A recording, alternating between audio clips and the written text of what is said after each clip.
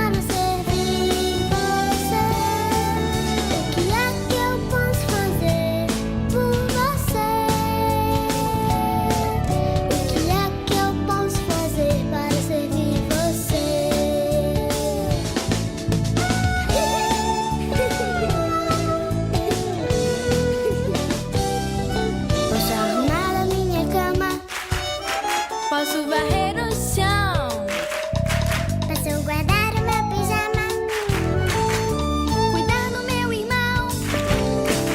o que é que eu posso fazer por você? O que é que eu posso fazer para servir você? O que é que eu posso fazer por você? O que é que eu posso fazer para servir você?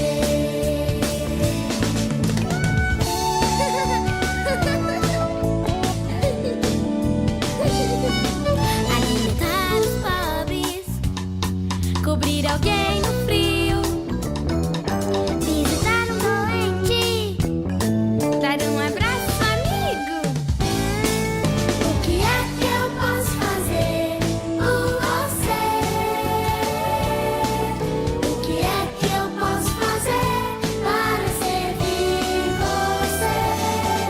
O que é que eu posso fazer por você?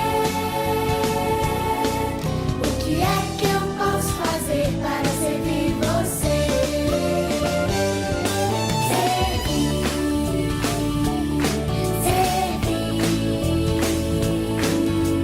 Deus me deu duas mãos para servir.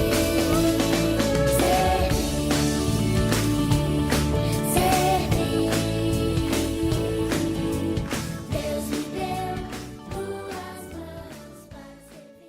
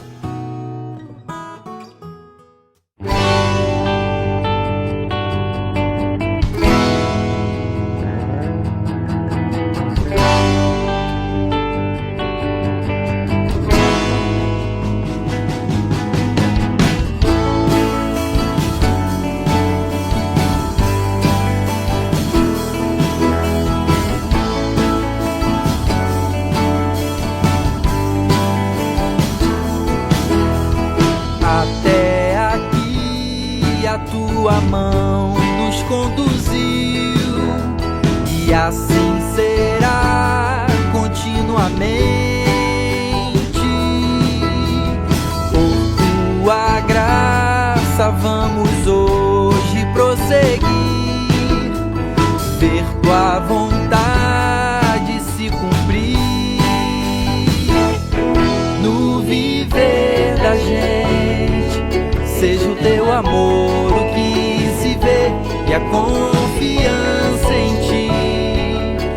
renovada em nós hoje aqui, no viver da gente. Seja o teu amor o que se vê e a confiança em ti, renovada em nós hoje aqui.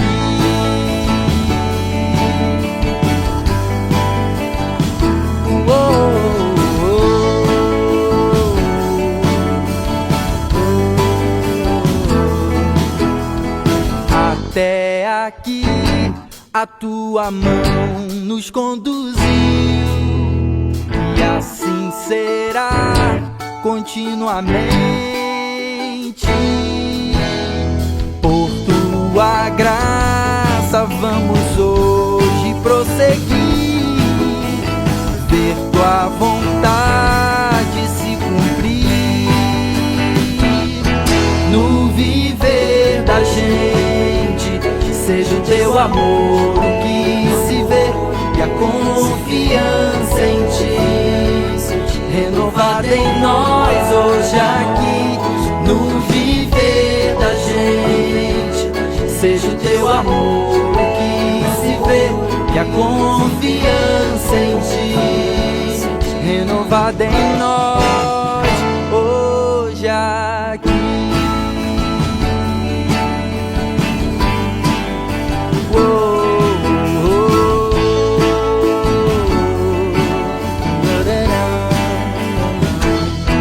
No viver da gente, seja o teu amor o que se vê e a confiança em ti, renovada em nós hoje aqui, no viver da gente. Seja o teu amor o que se vê e a confiança em ti, renovada em nós hoje aqui.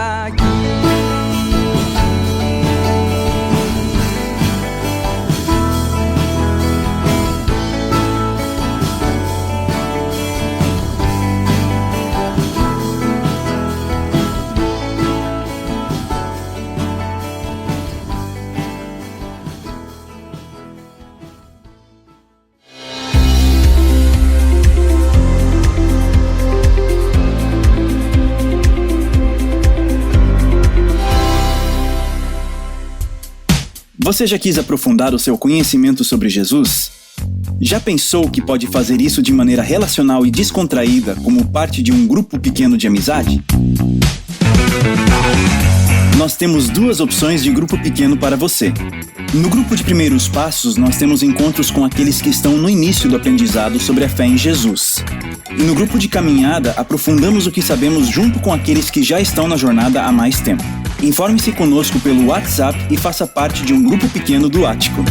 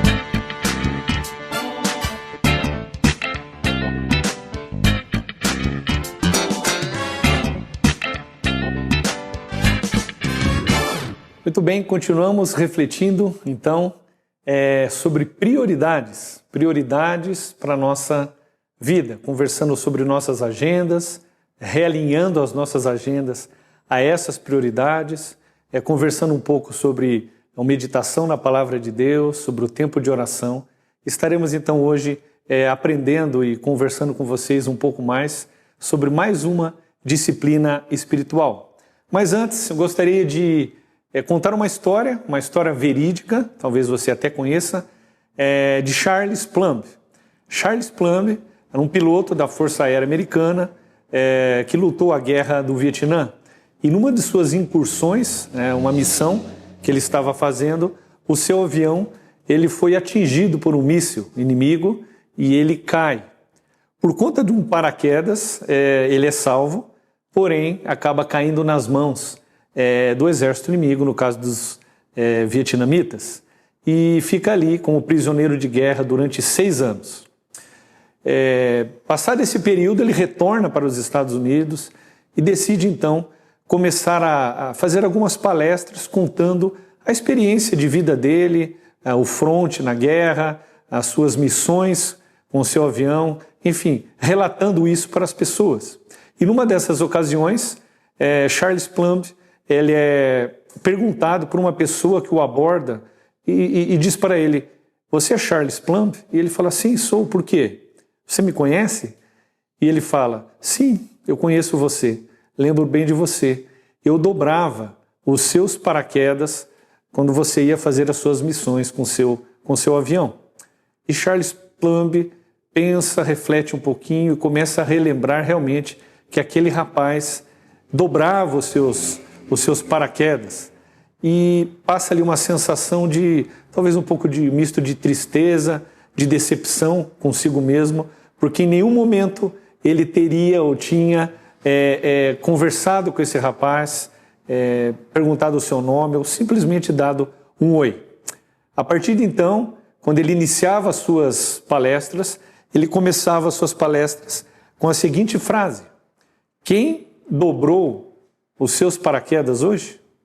Quem dobrou os seus paraquedas hoje?" Quantas vezes nós temos pessoas que estão à nossa volta, na nossa frente às vezes, e nos servem, às vezes indiretamente, mas às vezes diretamente, e nós não percebemos.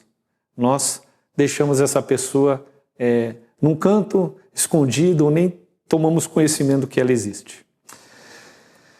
Nossa série tem alguns pressupostos e eu gostaria apenas de relatar hoje para você. Se você quiser entender e compreender um pouquinho mais, você pode acessar o nosso canal. Nas 2 mensagens anteriores eu comento um pouco mais detalhadamente sobre elas. O primeiro pressuposto diz o seguinte então: no dia a dia, pressionados por demandas e seduzidos por distrações, acabamos por investir o melhor de nosso tempo e esforços naquilo que não é prioritário.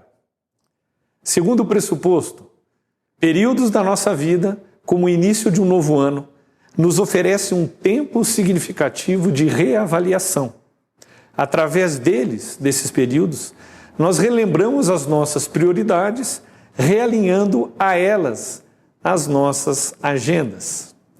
E o último pressuposto, viver com a consciência da nossa vocação implica em termos constantemente uma clara visão daquilo que nos é prioritário e uma agenda coerente a esta visão. Precisamos então saber quais são as nossas prioridades e colocar essas prioridades na nossa agenda para que nós tenhamos êxito então nesse processo de redefinir as prioridades. Muito bem, na primeira semana nós comentamos um pouco sobre a prioridade da meditação. Na segunda semana, que foi a semana passada, conversamos então sobre a prioridade ou tempo de oração e aprendemos com a prática da oração de Jesus, o que ele fazia e a dependência que ele tinha, não só da meditação, mas também da oração e do tempo de oração com Deus Pai. E hoje nós queremos então conversar um pouco e aprendermos juntos sobre mais uma prioridade, a prioridade do serviço, a prioridade do servir. O nosso texto base, da onde nós partimos então para a nossa reflexão, é Mateus, o capítulo 16, o versículo 27, que diz o seguinte, queria que você acompanhasse comigo: "Pois o Filho do Homem virá na glória do seu Pai, com os seus anjos, e então recompensará a cada um de acordo com o que tenha feito. Aqui nós vemos um cenário da volta de Jesus. E o contexto aqui é Mateus 16, os versículos um pouco antes desse versículo que eu li, mostra Jesus predizendo a sua morte, a sua ressurreição e o seu sofrimento, falando que ele iria ficar nas mãos dos soldados, dos líderes judeus, dos mestres da lei. Ele iria sofrer, ele iria morrer, mas ele iria ressuscitar. Então ele diz isso. E aí Pedro, aquela passagem que Pedro acaba chegando para ele e fala: mestre, o que você está fazendo? Falando essas coisas. Ele repreende. E Jesus diz: arreda-te, Satanás. Esse é o contexto, esse é o texto que nós partimos então. E aí Jesus conta mais ou menos uma ideia do que seria então a sua segunda vinda. Filho do homem virá na glória do seu Pai com os seus anjos e então recompensará cada um de acordo com o que tenha feito. Caminhamos um pouquinho mais, vamos para Mateus 25 e nós temos essa mesma ideia, esse contexto, mas apenas uma apresentação de Jesus um pouco mais rica, detalhada, com mais detalhes.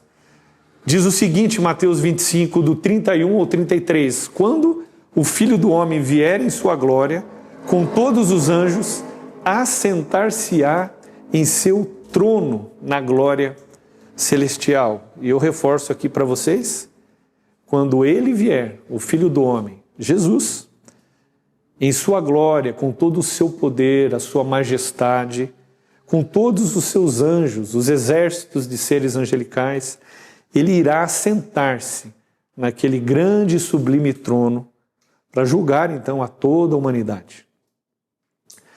A sequência diz que todas as nações serão reunidas diante dele e ele separará umas nações das outras nações, como aquele pastor separa as ovelhas. A exemplo daquele pastor, aquela figura do pastor de ovelhas que está no campo, nas pastagens, com cajado, cuidando das suas ovelhas, né? Separando as ovelhas, de repente, dos bodes, das cabras. Essa é a imagem que nós temos aqui. E ele colocará, então, as ovelhas à sua direita e o texto fala que os bodes à sua esquerda. Mas tem um detalhe importante que eu gostaria apenas de lembrar para vocês, é que essa apresentação mostra, então, essa glória. Jesus vindo de uma forma diferente de como ele veio a primeira vez. Jesus desceu do céu como Deus, veio a esse mundo como homem e nasceu como um bebê, o bebê Jesus, né? Que nós comemoramos o seu nascimento na época de Natal.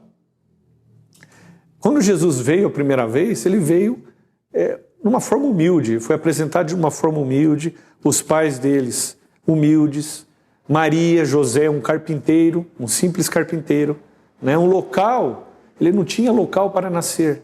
Mas agora Mateus faz o seguinte, Mateus, contando isso e relatando isso, ele mostra uma outra forma como Jesus vem, com toda a glória, com todo o poder que ele tem. Percebemos então aqui duas ações nesse texto. O texto diz: todas as nações serão reunidas diante dele.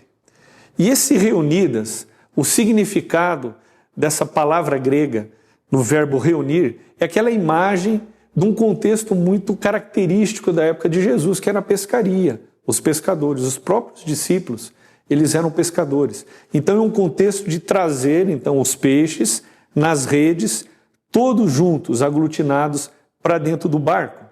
Tem uma ideia também, um significado de convocar, convidar, né? Então todas as nações serão convocadas, convidadas a estar diante dele. Mas temos uma segunda ação, não é? A sequência desse verso nos diz que ele separará umas nações das outras nações. E esse separar, o sentido desse verbo separar aqui, significa colocar limites, delimitar. Mais ou menos uma ideia, um exemplo de você ter, então, uma quantia de parafusos, porcas, arruelas, pregos, e você pega, então, um organizador e você começa a colocar as porcas num determinado lugar, delimitando essas porcas ali, e depois um pouco os parafusos, e de repente as arruelas, e tudo isso apontando para um fim, apontando para um propósito. Então ele separará, ele colocará limites entre uma coisa e outra coisa. Ele separará umas nações das outras nações. O texto continua e agora no versículo 34, olha o que Jesus disse. Então o rei dirá aos que estiverem primeiramente à sua direita: venham, benditos de meu Pai, recebam como herança o reino. Venham, benditos de meu Pai, recebam como herança o reino, que lhes foi preparado desde a criação do mundo. E aqui, para nossa compreensão, a gente percebe que existem duas palavras de extrema importância no contexto desse texto, para que a gente perceba realmente qual é a lição que Jesus quer nos mostrar. Essas duas palavras são benditos e herança. E nós pedimos ajuda aqui de um comentarista bíblico, que é Matthew Henry, e ele nos ajuda de uma forma muito interessante a entender e a compreender melhor o significado, então, primeiramente, desse benditos de meu Pai. Olha o que diz Matthew Henry. Primeiro, Jesus afirma que eles são abençoados, que eles são benditos, bem-aventurados. E ao dizer que eles são abençoados, ele os torna abençoados. A lei os amaldiçoa por suas muitas descontinuidades, mas tendo Cristo os resgatado da maldição da lei, pagou o preço por eles e os torna abençoados. Então, o fato deles serem benditos não é por intermédio deles mesmos, mas é por causa que o próprio Jesus os torna benditos, os torna abençoados. E isso por conta do quê? Jesus os resgata, então, da maldição da lei. Por si só, eles não conseguiriam cumprir a lei. Então, Jesus vem, ele cumpre a lei, ele paga o preço por estas pessoas e torna essas pessoas benditas, estas pessoas abençoadas. A segunda palavra, para a nossa compreensão, é herança. E olha o que ele diz.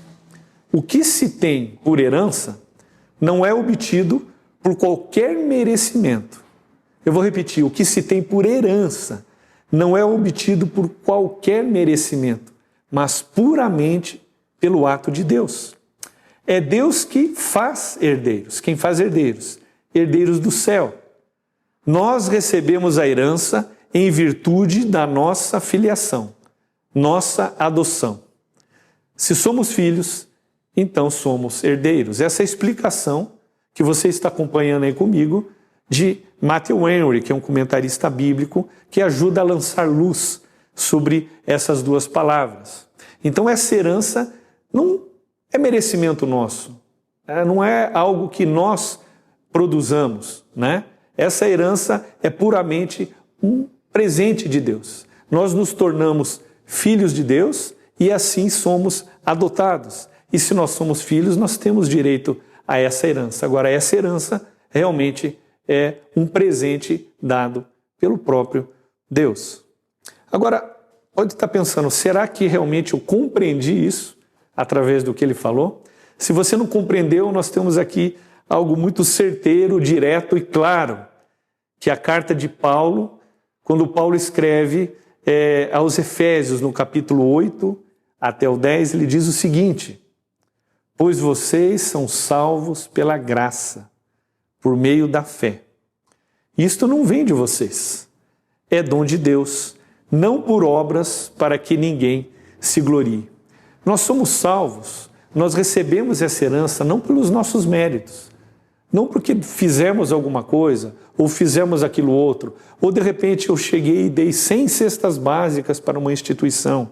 Puxa, que bom, agora eu fiz algo de bom, eu fiz boas obras, eu tenho um lugar, eu vou conseguir um lugar no paraíso, um lugar no céu. Não se trata disso, é o oposto disso. As nossas boas obras, elas acontecem depois que nós compreendemos aquilo que Jesus fez por nós. E o que aconteceu? Somos salvos única e exclusivamente pela graça de Deus, pelo presente de Deus, através da fé. E interessante que essa fé não vem da gente, mas é um próprio dom de Deus. Não por obras, para que a gente não se ache, para que a gente não se glorie naquilo que a gente faça ou deixe de fazer. E o texto continua de Efésios, Paulo dizendo, porque somos criação de Deus, realizada em Cristo Jesus, para fazermos as boas obras, as quais Deus preparou de antemão para que nós a praticássemos. Então, esse texto de Paulo é extremamente certeiro, direto e claro. A salvação, a herança que nós temos em Jesus é pela graça, não pelaquilo que nós fazemos. Pela fé, algo que não vem da gente, mas é um dom que Deus deu para a gente. Agora, o fazermos boas obras é uma consequência dessa transformação que Jesus causou na nossa vida, no nosso coração. Uma vez que nós compreendemos e que os nossos olhos são abertos para essas verdades essenciais e principais da boa notícia que é o Evangelho de Deus, quando nós fazemos isso, significa que nós realmente fomos transformados. Essas boas obras são uma consequência dessa transformação que Deus fez no nosso coração. Então essa transformação agora aponta para coisas que você faz, pessoas que você percebe, situações que antes você não percebia e que agora você percebe. Olha o texto. Pois eu tive fome e vocês me deram de comer. Tive sede e vocês me deram de beber. Fui estrangeiro e vocês me acolheram. Necessitei de roupas e vocês me vestiram. Estive enfermo e vocês cuidaram de mim. Estive preso e vocês me visitaram. Perceba que essas pessoas a quem Deus está se dirigindo, então, essas pessoas aqui do lado direito, elas perceberam algo diferente, perceberam que precisavam realizar coisas diferentes em função daquilo que aconteceu no coração delas.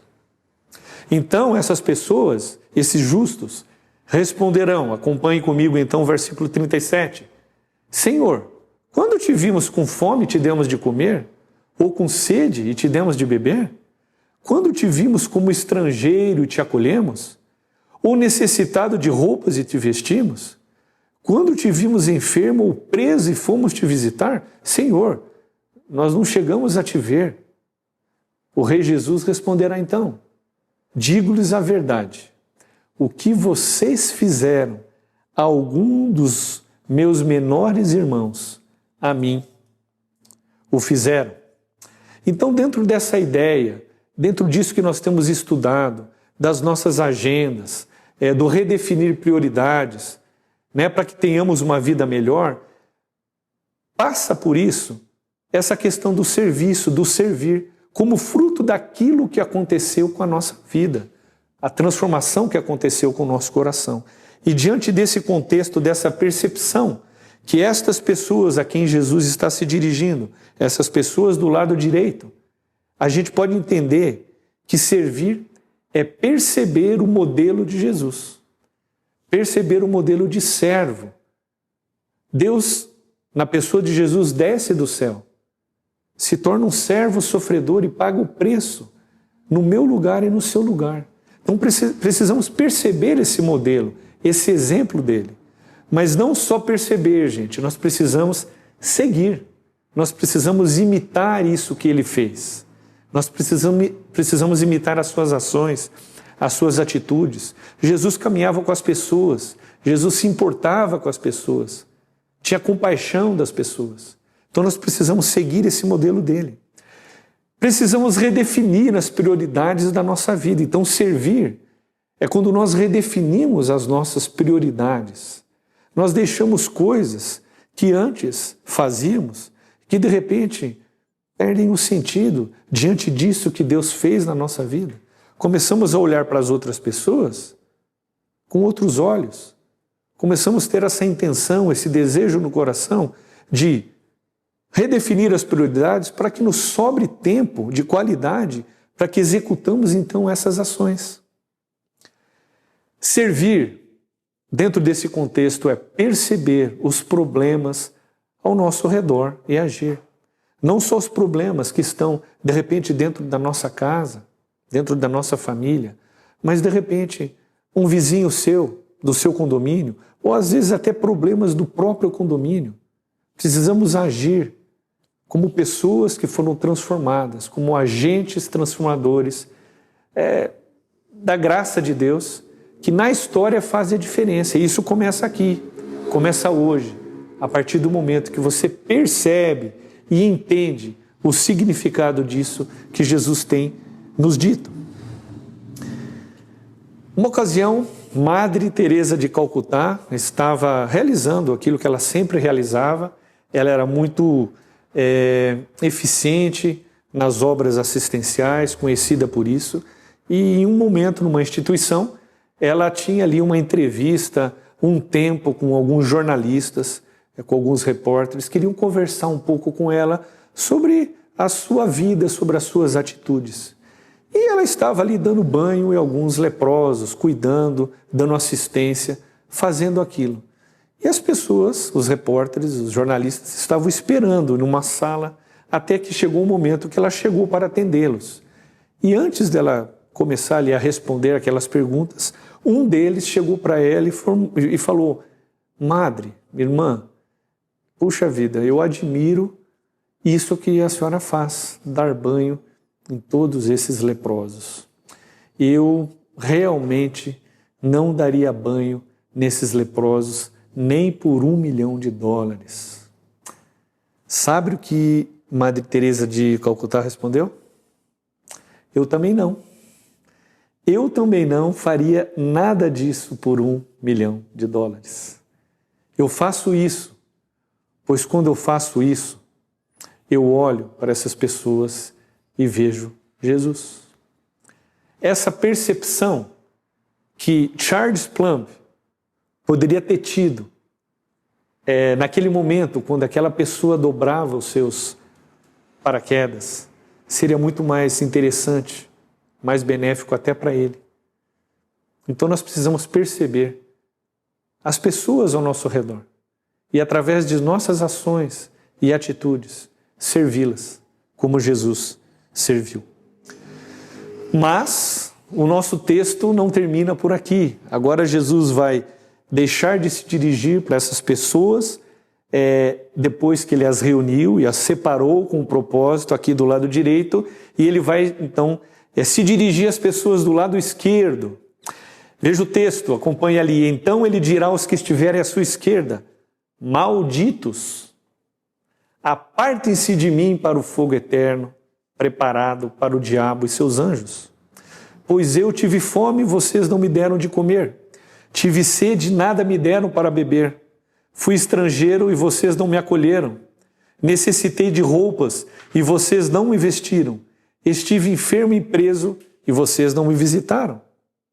E essas pessoas a quem Jesus está se dirigindo agora desse lado dirão e responderão: Senhor, quando te vimos com fome, ou com sede, ou estrangeiro, ou necessitado, de roupas, ou enfermo ou preso, e não te ajudamos?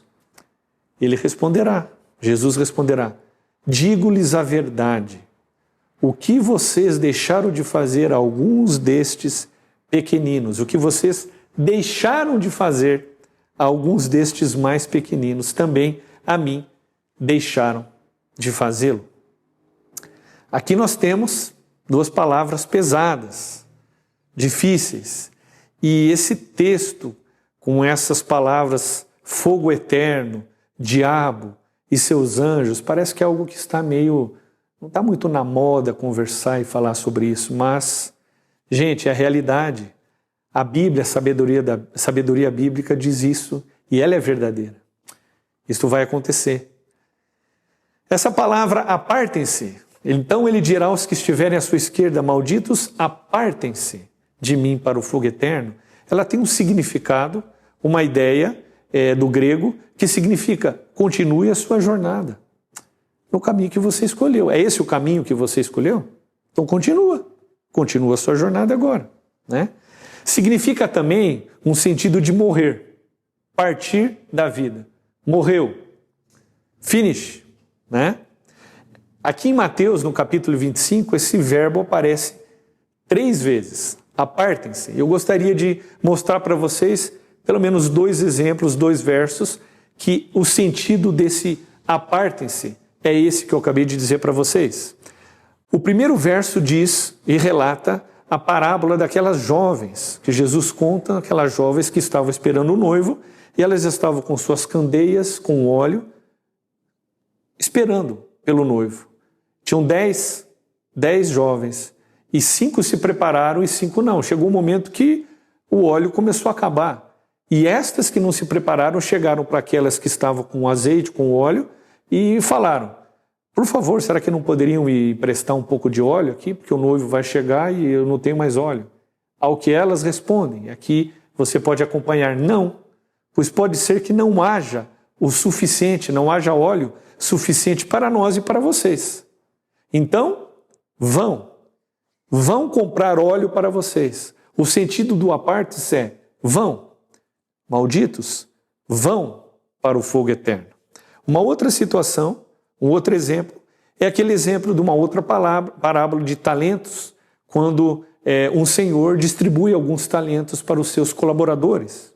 E um desses colaboradores, ele pega esses 5 talentos, no caso, aplica esses 5 talentos e ganha mais 5. Mas o texto diz: o que havia recebido 5 talentos sai imediatamente. O sentido de apartem-se aqui, então, é sair imediatamente, ir, vão, continue nesse caminho, então, que vocês escolheram. Mas nós temos, então, essa segunda palavra, que também não é muito... é uma palavra pesada, não é muito bonita aqui para esse momento, mas é o que realmente retrata a situação de Mateus 25, desse verso aqui. Diz o seguinte: malditos, apartem-se de mim para o fogo eterno preparado para o diabo e seus anjos. E aqui o malditos, que está grifado, aparece apenas 5 vezes em todo o Novo Testamento. E nós vamos exemplificar aqui o verso 21 de Mateus 11, onde diz o seguinte: lembrando-se Pedro, disse a Jesus: mestre, vê, a figueira que amaldiçoaste secou. Então o que tinha acontecido? Jesus estava com seus discípulos, de repente tinha visto uma figueira, e aquela figueira não tinha um propósito, porque ela estava sem figos. E Jesus comenta: puxa, uma figueira sem figos, ela é estéril, ela foi projetada por uma outra coisa, mas ela não está então dando os seus frutos. Esses frutos não estão saindo dela, então para que ela existir? E aí, nesse contexto, um pouco depois, no retorno, tem a fala de Pedro. Pedro disse a Jesus: mestre, vê, a figueira que amaldiçoaste secou. Então Jesus constata com essas 2 palavras, nessa situação, no contexto então que ele está se dirigindo para essas pessoas à sua esquerda, ele constata que malditos e apartem-se refletem então essas pessoas que não eram discípulos, não compreenderam o significado e o sentido e o propósito daquilo que Deus fez em Jesus. Eles não eram discípulos. Outra constatação: nessas pessoas, do lado esquerdo, não havia frutos, não havia atitude, não havia serviço, não havia percepção das pessoas e desejo de ajudar, de trazer água, de trazer veste, de trazer comida. O coração dessas pessoas estava centrado nelas mesmas, um egocentrismo, um egoísmo. Todas estas do lado esquerdo, depois que ele as separou, a quem ele está se dirigindo. Os relacionamentos dessas pessoas sempre com segundas intenções, querendo algo em troca e não fazendo aquilo realmente de coração, de uma forma realmente desejando, intencional. Não perceberam Cristo, no sofrimento dessas pessoas. Não ajudaram, não agiram. Diante disso, o texto continua. Ele responderá, verso 45 ao 46. Digo-lhes a verdade, o que vocês deixaram de fazer a alguns desses mais pequeninos, também a mim deixaram de fazê-lo. E olha agora, e estes irão para o castigo eterno, mas os justos, aqueles a quem Jesus se dirigiu da primeira vez, aqueles que ele separou e os colocou à direita, estes irão para a vida eterna. Nós temos então consequências. Essas consequências são inevitáveis e elas existem. A palavra de Deus diz que isso vai acontecer.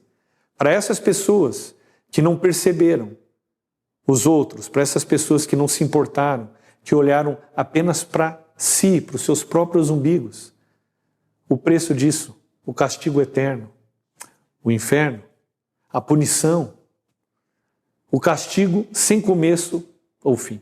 Agora imagine vocês um lugar sem nada de Deus. Nada de Deus.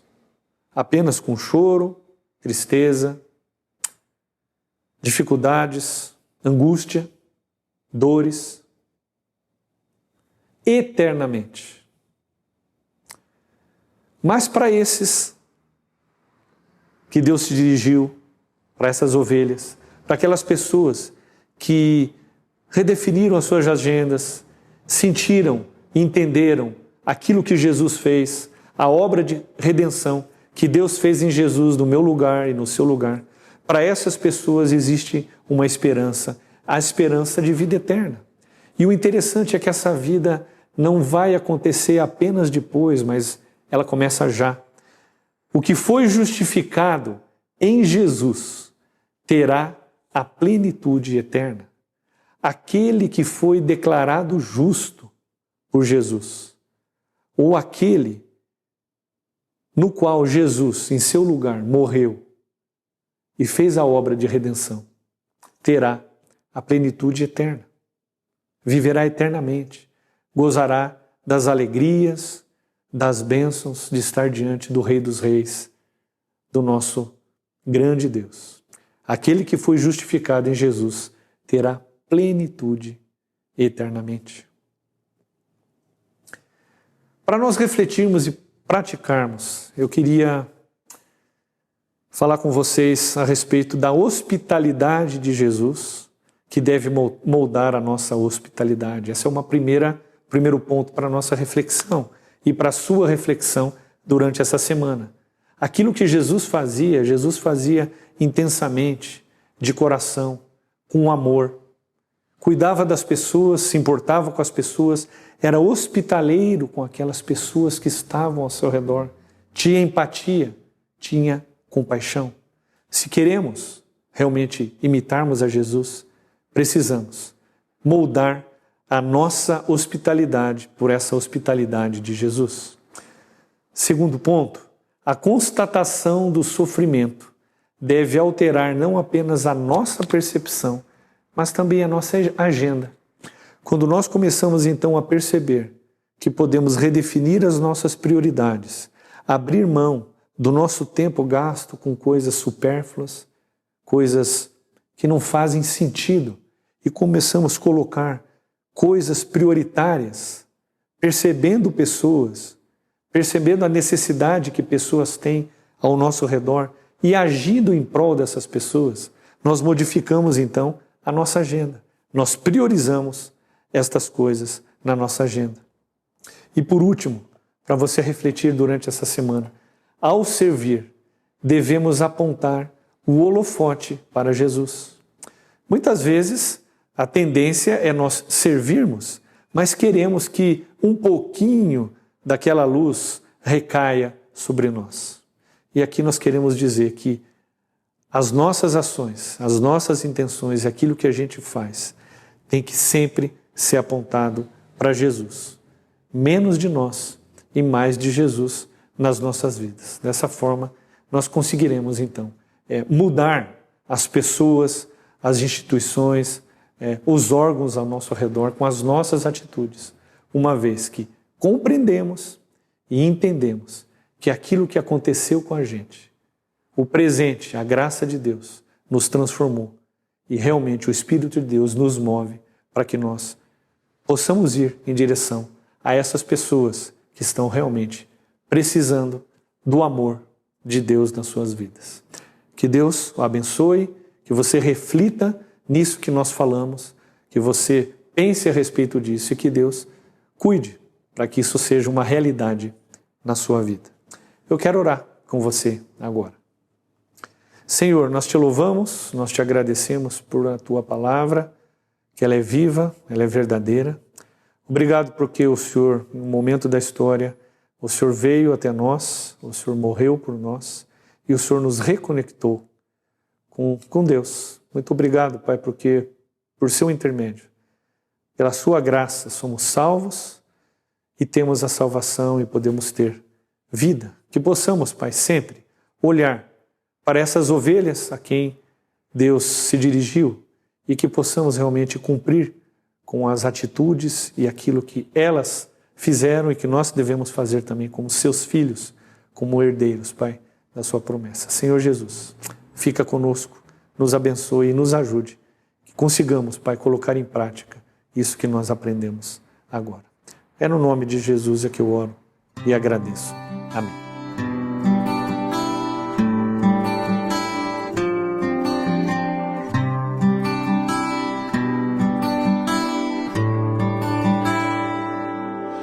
Cada vez que eu abrir a minha boca,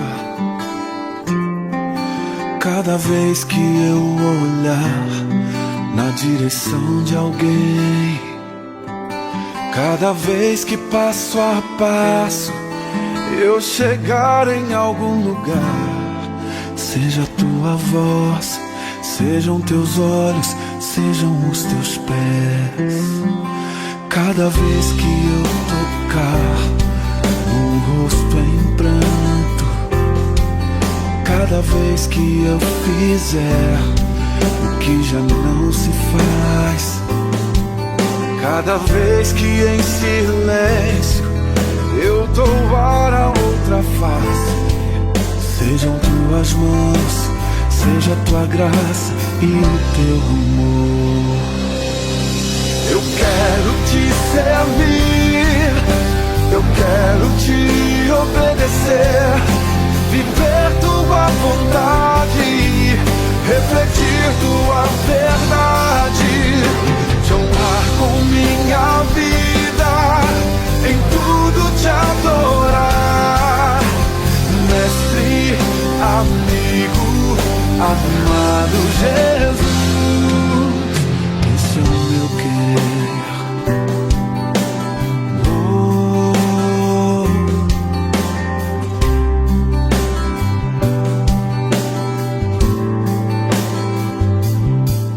Cada vez que eu tocar num ombro amigo, cada vez que eu fizer o que já não se faz, cada vez que em silêncio eu dou ar a outra face, serei tuas mãos, vem a tua graça e o teu amor.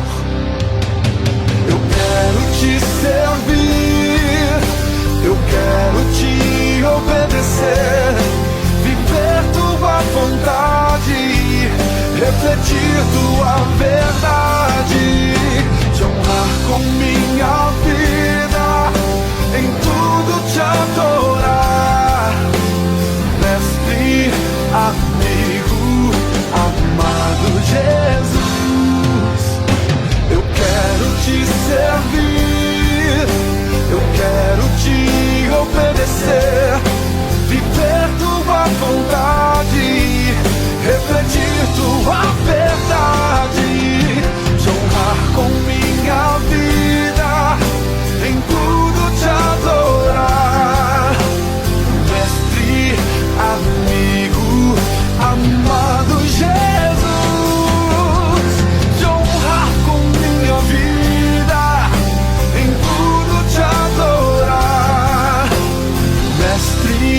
amigo, amado Jesus.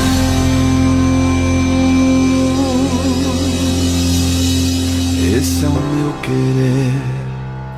Fomos muito desafiados por essa palavra, não é? A gente precisa separar na nossa agenda um tempo e estar atento às pessoas que estão à nossa volta para que a gente possa servi-las, ajudá-las e que Deus possa estar nos ajudando a colocar tudo isso que a gente ouviu hoje em prática. E se você nos acompanha online, eu queria convidar você a vir presencialmente aqui no Ático. Nós temos a nossa reunião todos os domingos às 18 horas aqui no Jardim das Américas e você é o nosso convidado. Então, uma ótima semana para você e a gente se encontra no nosso próximo programa.